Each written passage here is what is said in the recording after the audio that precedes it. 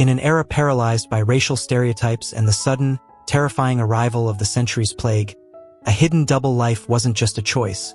It was a mandatory shield against immediate public disgrace and the total erasure of a hard-earned career. To carry unforgiven desires meant navigating a ruthless, parallel universe hidden deeply in the shadows, entirely blind to the fact that a silent predator was already tracking their coordinates. This is not a standard retrospective of glamorous Hollywood nostalgia. It is an uncompromising forensic analysis of a systemic machine that eagerly capitalizes on black brilliance while subjecting the human beings behind the art to raw agony and a devastating sudden drop into isolation. Prepare yourself as we lift a heavy, heartbreaking curtain on 11 iconic black celebrities and fallen angels who paid an unthinkably high price for their pursuit of love, identity, and the simple right to breathe. The thunderous, standing ovation applause of a star-studded Hollywood premiere is suddenly compressed and violently cut short, instantly drowned out by the chilling, clinical hiss of a static-heavy television broadcast reporting a national state of medical emergency. Billy Porter. Mode C, the immersive witness. Stand with me for a moment inside the suffocating warmth of a packed Broadway dressing room, staring directly into a brightly lit mirror where a flawless, avant-garde icon is meticulously applying a layer of heavy stage makeup. To the adoring public, Billy Porter was an absolute vocal powerhouse, a boundary-breaking trailblazer wrapped in the golden illusion of critical acclaim, red carpet royalty, and dazzling stage lights. But as you watch his hands slightly tremble while reaching for a soft silk garment, you realize that this celebrated theatrical armor is a fragile shield against an earth-shattering secret. For 14 grueling years, while portraying the fiercely triumphant prey tell on the hit TV series Pose, Porter was privately fighting a silent predator. Having tested positive for HIV in 2007 during a devastating period of severe financial struggle and compounding trauma, he lived in constant, paralyzing fear of public disgrace and the invisible walls of an unforgiving industry. Every flash of a paparazzi's camera lens brought a sudden drop into severe anxiety, forcing him to play the role of a healthy man while carrying the deep scars of his religious hometown stigma. On May 19, 2021, the agonizing weight of that veil of silence finally shattered. With a single, definitive click of a button, he sent his truth to the Hollywood Reporter, announcing to the world that he was living in a healthy, undetectable state. By conquering his merciless foe, he turned a decade of raw agony into a triumphant medal of pure resilience, filling what could have been an unfillable void with an immortal legacy of unfiltered truth. The deafening, ecstatic roars of a Broadway standing ovation are violently sliced open, instantly replaced by the sharp, repetitive, and clinical tapping of a lone finger typing out a life-altering press release onto a glowing smartphone screen. Jean Anthony Ray. Mode B, the reverse tragedy. A quiet, sterile room inside a Manhattan hospital on a cold October afternoon in 2003 serves as the heartbreaking final resting place for a legendary force of movement. Just decades prior to this absolute sudden drop, Jean Anthony Ray was a 20-year-old global powerhouse, a transcendent icon basking in the golden illusion of overnight superstardom and absolute artistic freedom. He stood proudly beneath a forgiving spotlight, defining the raw, instinctive street art of a generation as Leroy Johnson in the iconic 1980 film Fame. But that brilliant cinematic reality faced a crushing downward spiral the moment he was thrust into the ruthless, high-stakes vortex of the 1980s Hollywood scene without a map. Swept up in all-night parties, a reckless lifestyle, and a siege of deadly temptations, his celebrated talent became a fragile shield against a silent predator. Behind the scenes, Ray lived a complex double life as a bisexual man in an era paralyzed by fear and intense stigma. The systemic blade of administrative neglect and compounding personal chaos quietly took hold as he contracted HIV, keeping his devastating diagnosis a closely guarded secret to protect his artistic legacy. By the time he reached his final days, the legs that had once effortlessly conquered the silver screen were completely paralyzed, subjecting the dance pioneer to severe raw agony as his immune system completely collapsed. His final, labored breathing stopped forever at just 41 years old, leaving an unfillable void on the dance floor and an endless trail of chilling speculation about a brilliant future stolen far too soon by the century's plague. The thunderous, synchronized stomping of dozens of elite dancers shattering a polished wooden studio floor is violently cut short, instantly replaced by the slow, rhythmic hiss of an oxygen machine delivering a final breath into the absolute silence of a hospital ward. Dorian Corey. Mode of the forensic. Examine a single, heavily rusted sewing needle resting inside a dusty, forgotten cardboard box in a Harlem apartment. Specifically, the worn silver tip that meticulously pierced miles of brilliant satin and velvet throughout the 1970s. That clinical artifact of underground design belonged to Dorian Corey, a legendary cultural powerhouse who spent her life wrapped in the golden illusion of New York's ballroom culture, celebrated beneath dazzling stage lights as the brilliant drag mother of the House of Corey. But that highly celebrated public charm functioned as a fragile shield against a volatile, incredibly harsh reality happening entirely behind the scenes. In a marginalized society where transgender people of color were systematically pushed to the dark edges, a silent predator quietly took hold when Corey contracted HIV. Her celebrated status faced an absolute sudden drop in a fraction of a second as the century's plague began dismantling her immune system entirely in secret. Lacking basic legal protections and medical knowledge, she lived with the devastating diagnosis in absolute silence, channeling her remaining strength into caring for orphaned queer youth and hand-sewing magnificent gowns even as her hands began to violently tremble. The systemic blade of an unforgiving era subjected the underground philosopher to quiet, raw agony behind closed doors, away from the fierce catwalks she helped create. When she passed away from AIDS complications in 1993, she left an unfillable void in pop culture, leaving behind an endless trail of chilling speculation regarding the secret burdens carried by the architects of underground dreams. The fierce, rhythmic clicking of high-heeled boots dominating a legendary ballroom runway is abruptly compressed and violently sliced open, instantly replaced by the dull, hollow sound of a heavy trunk latch dropping into place over old, fading fabrics. Octavia St. Laurent. Mode E. The paradox of peaks. Step onto the fierce, high-fashion runways of the late 1980s and witness a transcendent powerhouse reaching the absolute apex of underground supremacy. Octavia St. Laurent stood proudly beneath a forgiving spotlight, a radiant beauty whose ethereal elegance and confident runway walk rivaled the elite supermodels of Paris and Milan. Captured forever in the acclaimed documentary Paris is Burning, she was wrapped in the golden illusion of impending global stardom and total cultural celebration. Yet, the exact moment her artistic genius reached its peak, a devastating sudden drop into structural cruelty was waiting in the wings. As a Black transgender woman in a deeply prejudiced society, she was denied mainstream contracts, forced into high-risk living environments, and ultimately caught by a silent predator when she contracted HIV. The systemic blade of an era devoid of medical protection and trans healthcare transformed her childhood dream into a brutal daily battle for survival. For decades, she fiercely turned her private pain into political strength, weaponizing her public platform to spread vital safety awareness and combat the fear of stigma. But the relentless, double siege of cancer and AIDS complications subjected the icon to an unyielding raw agony behind closed doors. Before falling into an eternal sleep on May 17, 2009, she meticulously reapplied her signature dark red lipstick in front of a Queen's hospital mirror, maintaining her majestic pride even as her final, labored breathing faded away. Her passing left an unfillable void at the intersection of fashion and activism, a heartbreaking reminder of a queen who deserved the world's grandest stages but was left to fight a merciless foe in the dark. The thunderous, ballroom hall cheers of an adoring crowd chanting her name are violently warped and distorted, instantly replaced by the somber, echoing silence of a chisel carving another historic name into the stone of the New York AIDS Memorial. Tevin Campbell. Mode G. The psychological ghost. Deep within the high-stakes machinery of the late 1990s music industry, a phantom rumor can function as a silent predator, completely capable of destroying a legacy without a single medical diagnosis. To the global R&B scene, Tevin Campbell was a transcendent teenage powerhouse, a musical prodigy mentored by Prince and wrapped in the golden illusion of platinum hits, pristine vocals, and a career bathed in a dazzling stage light. But his celebrated athletic trajectory faced an earth-shattering sudden drop in July 1999 following a highly publicized arrest during an undercover police sting.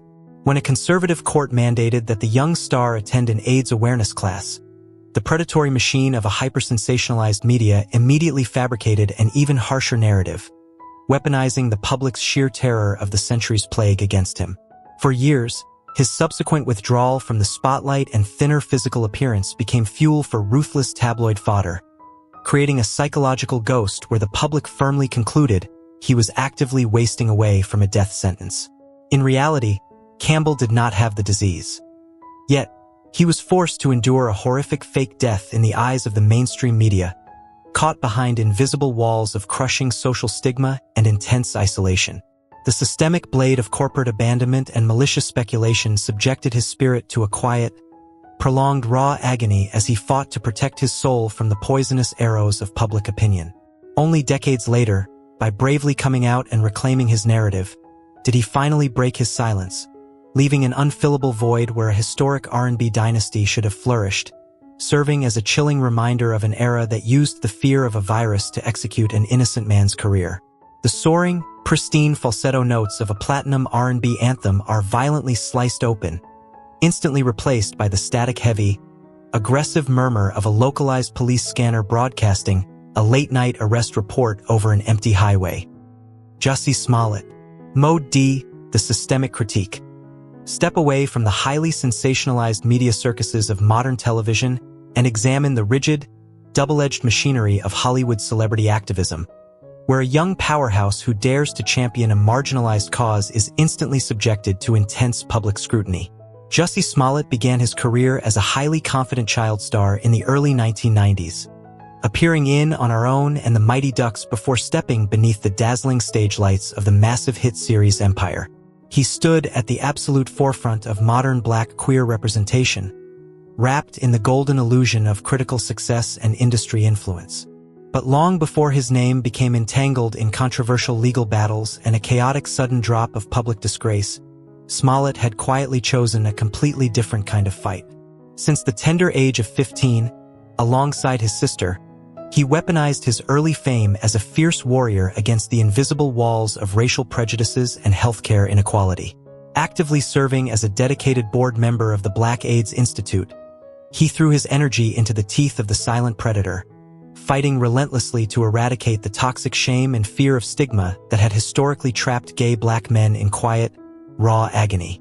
The systemic blade of an industry that quickly reduces a complex human advocate into an isolated piece of tabloid fodder ultimately created a polarizing modern narrative.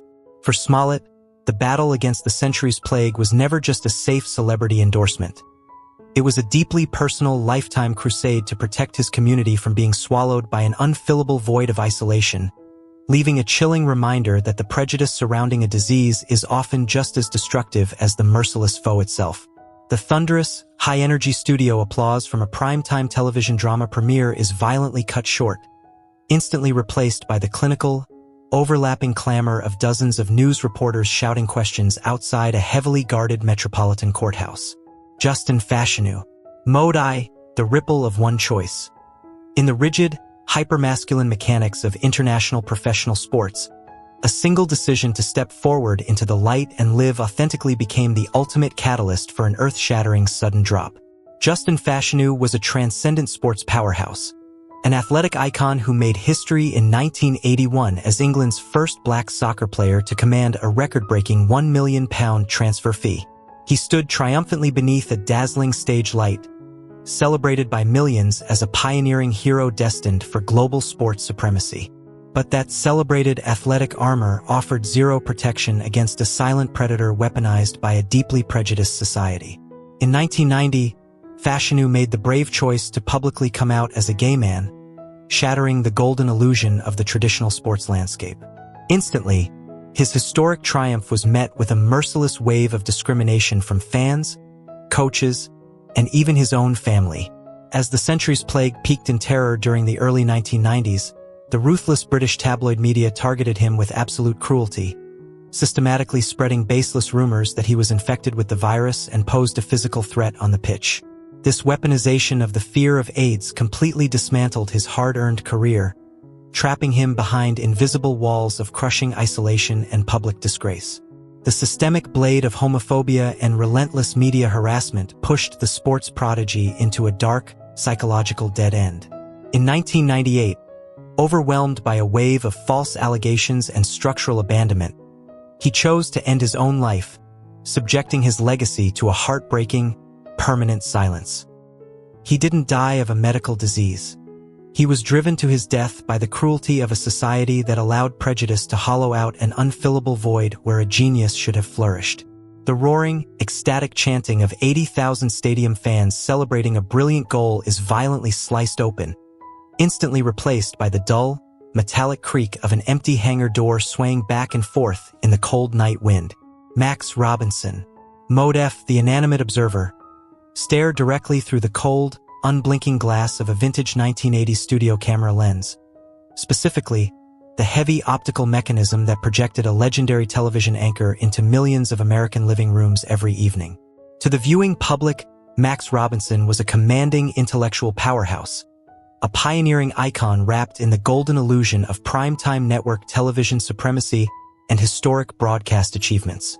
He stood confidently beneath a dazzling stage light as the first black news anchor on a national television network, celebrated as an absolute symbol of racial breakthrough.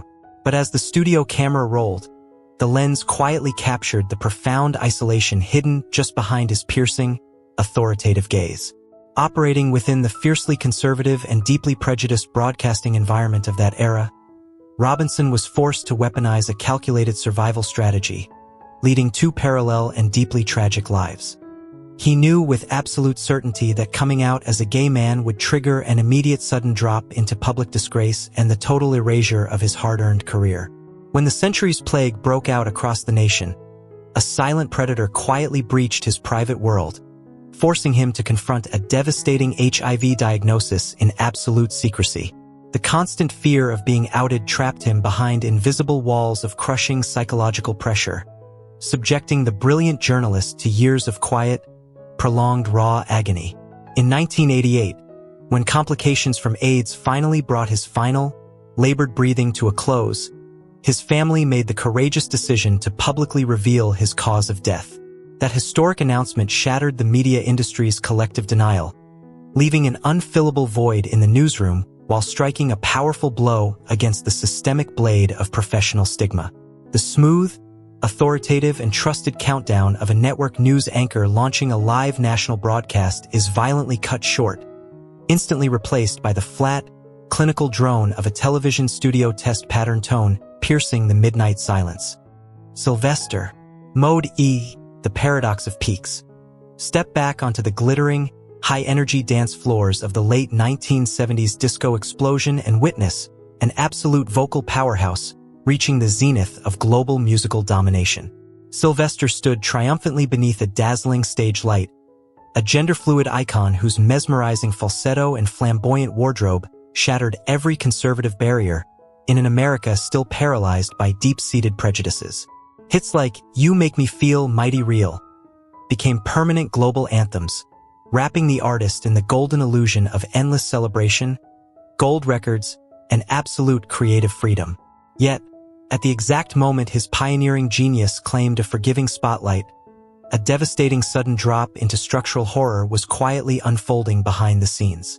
The century's plague began sweeping through the sanctuary of San Francisco, transforming his vibrant community into a landscape of grief and catching his inner circle in the grip of a silent predator. Instead of retreating behind invisible walls of fear, Sylvester made the brave choice to openly confront the disease at the peak of his fame, refusing to allow the fear of stigma to dictate his artistry. But the relentless, destructive march of AIDS complications ultimately subjected the disco king to an unyielding raw agony behind closed doors. During the 1988 San Francisco Pride Parade, despite a body severely ravaged by a merciless foe, he demanded to be glamorously made up to lead the massive crowd from a wheelchair. When his final, labored breathing stopped forever in December 1988, he passed away like a true queen, leaving a colossal cultural legacy and an unfillable void that the systemic blade of an entire generation's neglect could never erase. The infectious, high-tempo electronic bass line and soaring falsetto runs of a multi-platinum disco anthem are violently sliced open, instantly replaced by the slow, rhythmic click of a wheelchair while turning down a deserted, rain-slicked San Francisco street. Alvin Ailey. Mode H, the statistical descent. Track the devastating mathematics of physical erosion over a multi-year period, where a single, brilliant 58-year-old body is systematically dismantled by an invisible punishment. In 1958, Alvin Ailey was a monumental force of nature, a cultural powerhouse who founded the Alvin Ailey American Dance Theater and changed the global language of modern dance forever. He stood proudly beneath a dazzling stage light, wrapped in the golden illusion of international acclaim, standing ovations, and classic works like Revelations. But that celebrated artistic shield offered zero protection against a silent predator quietly calculating his destruction. Operating as a gay man within a deeply prejudiced and heavily segregated society, Ailey chose a strict survival strategy to protect his life's work. He kept his private life completely hidden behind invisible walls, knowing that a public revelation of an HIV diagnosis would trigger an earth-shattering sudden drop for his dance troupe. The systemic blade of an era paralyzed by fear forced the genius into a double life, executing a brutal daily schedule while his health steadily declined in secret. Month after month, the numbers told a heart-wrenching story: pounds of muscle lost, degrees of flexibility stolen, and T-cell counts dropping toward zero. He worked exhaustively on stage, forcing his body through agonizing routines just to cover up the signs of the virus's devastation. On December 1st, 1989, complications from AIDS brought his final, labored breathing to a close. His passing left an unfillable void in the international dance community, proving that even the most legendary icons could not dance their way out of the era's crushing raw agony. The thunderous, synchronized orchestration and soulful choral harmonies of a world-famous modern dance production are violently cut short, instantly replaced by the quiet, methodical ticking of a metronome left running in an empty, dark rehearsal studio. Marlon Riggs. Mode D, the systemic critique. Look directly past the traditional, polite boundaries of commercial Hollywood cinema and confront the uncompromising, revolutionary force of a black creator who weaponized his own mortality to shatter systemic silence. Marlon Riggs was an extraordinary intellectual powerhouse, a fiercely brilliant documentary filmmaker and activist who refused to retreat behind the golden illusion of a safe, quiet career or a comfortable double life. Standing boldly beneath a raw, unforgiving spotlight, he utilized his masterpiece Tongues Untied not as mere entertainment, but as a thunderous scream affirming the pride and raw agony of black gay men trapped inside a deeply prejudiced society. But as his cinematic genius challenged the nation's invisible walls, an earth-shattering sudden drop was already materializing within his own body. Diagnosed with HIV in the mid-1980s, Riggs faced the ultimate manifestation of the century's plague not as a death sentence to be hidden in shame, but as a final, high-stakes battleground for truth. The systemic blade of an administration that ignored a nationwide crisis while actively trying to erase his identity only fueled his fierce determination. Even as a merciless foe systematically eroded his physical strength, Riggs directed his final film, Black Is, Black Ain't, directly from his hospital bed, transforming his failing breath and skin-over-bones reality into a profound piece of art. When his final, labored breathing stopped forever in 1994, he left an irreplaceable, unfillable void in the landscape of American cinema. He proved with absolute certainty that while a virus can dismantle a physical frame, an artist's unfiltered voice is a weapon capable of echoing eternally to dismantle human prejudice. The fierce, rhythmic, and poetic spoken-word chanting of an underground cinematic masterpiece is violently sliced open, instantly replaced by the steady, mechanical hum of a video camera capturing its final frame in a silent hospital room. Now that the film 11 Black Actors has ended, the cameras have stopped rolling, the spotlights have faded, and a heavy silence hangs over the immortal portraits they have etched into history.